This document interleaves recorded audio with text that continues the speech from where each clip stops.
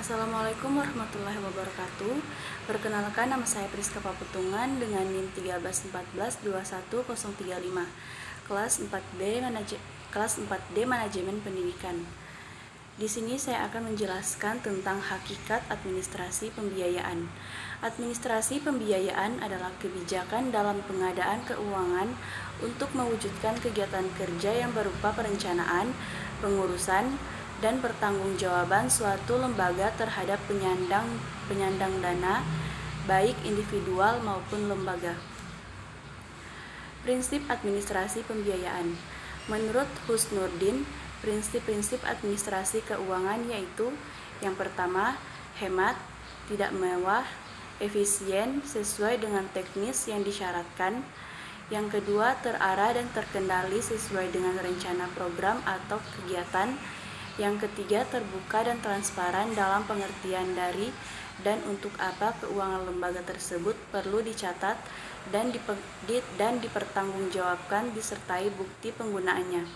Dan yang keempat, menggunakan kemampuan atau hasil produksi dalam negeri. Sumber pembiayaan pembangunan. Sumber pembiayaan pembangunan menurut Jo Kroami Jojo adalah sebagai berikut.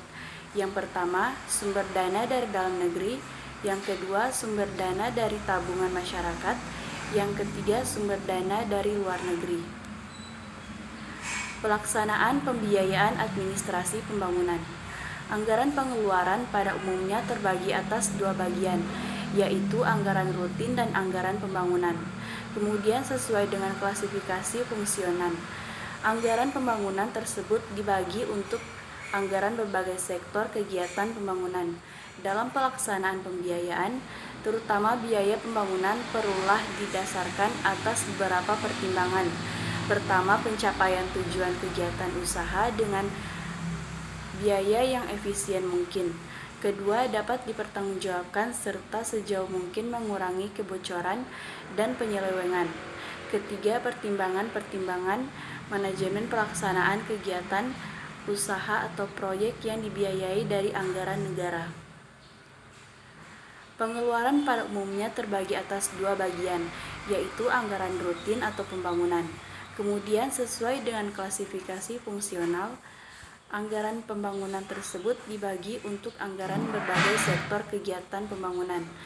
Dalam rangka keserasian antara rencana dan anggaran perlu diusahakan beberapa hal mengenai hal ini. Khalid berpendapat, yang pertama, perlunya anggaran meliputi secara menyeluruh kegiatan-kegiatan sektor pemerintahan. Yang kedua, menyusun struktur anggaran dalam rangka apa yang ingin dihasilkan dan kegiatan yang perlu untuk itu dalam berbagai program dan proyek. Yang ketiga, penggunaan analisis laba rugi atau analisis efektivitas biaya untuk mencari tahu biaya-biaya pengeluaran ke berbagai fungsi, program, dan proyek tersebut. Yang keempat, pengawasan pelaksanaan anggaran pengeluaran. Dan yang kelima, penyusunan prosedur-prosedur pelaksanaan anggaran. Itulah penjelasan dari saya. Mohon maaf bila ada kekurangan. Wassalamualaikum warahmatullahi wabarakatuh.